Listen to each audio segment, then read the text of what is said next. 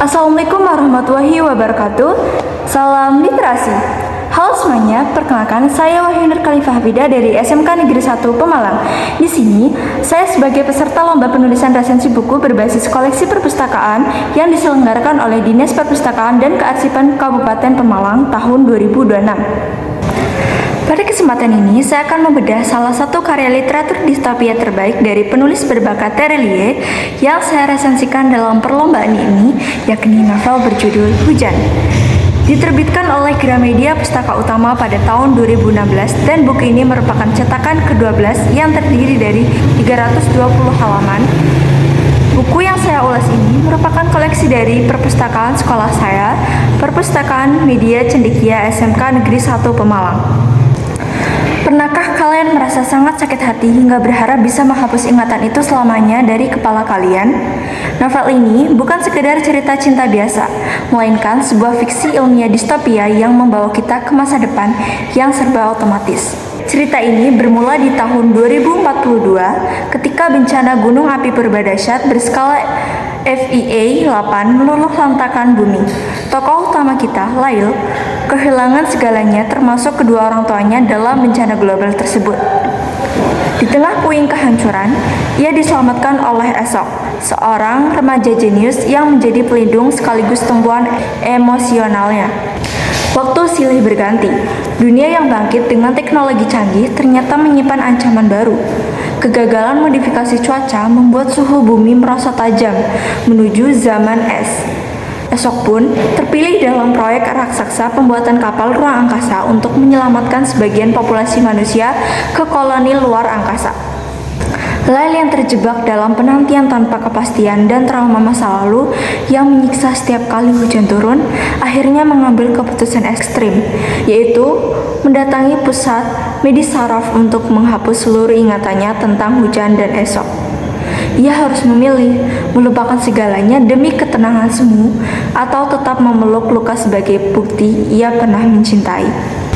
Secara tematik, novel ini mengeksplorasi hubungan antara manusia, alam, dan teknologi. Ada 3 poin penting dalam analisis saya. Pertama, teknosentrisme. Novel ini menjadi peringatan keras terhadap ambisi manusia yang merasa bisa menaklukkan hukum alam melalui sains tanpa memikirkan dampak jangka panjangnya. Kedua, eskapisme modern. Keinginan Lail menghapus memori adalah cerminan kita saat ini, yang sering mencari jalan pintas atau solusi instan untuk lari dari trauma, alih-alih menghadapinya. Yang ketiga, hakikat jati diri. Terelie menegaskan bahwa manusia tidak dibentuk oleh tawa saja, tapi juga oleh luka. Menghapus luka berarti menghapus sebagian dari diri kita. Dari sisi kelebihan, saya sangat mengagumi estetika kesunyian yang dibangun penulis. Kita bisa merasakan betapa dingin dan sepinya interaksi manusia di tengah peradaban yang serba otomatis. Selain itu, penggambaran proses duka yang dialami Lail terasa sangat realistis dan tidak terburu-buru. Namun, ada beberapa kekurangan yang perlu dikritisi. Pertama, lemahnya pembangunan dunia atau world building mengenai koloni luar angkasa. Kita tidak diberi gambaran konkret destinasi tujuan umat manusia, sehingga urgensi perpindahan tersebut terasa abstrak dan hanya berfungsi sebagai alasan untuk memisahkan karakter utama. Kedua, karakter Lail terkadang terasa terlalu pasif, seolah hanya mengikuti arus tanpa inisiatif yang kuat. Dan terakhir, narasi yang terlalu fokus pada logika sains cenderung mengabaikan aspek spiritual manusia dalam menghadapi bencana skala besar. Novel Hujan mengajarkan kita bahwa memori pahit bukanlah beban, melainkan kekayaan batin. Kualitas hidup kita tidak ditentukan oleh seberapa canggih teknologi yang kita punya, melainkan oleh ketangguhan kita dalam menerima setiap peristiwa sebagai proses pendewasaan. Demikian presentasi resensi dari saya.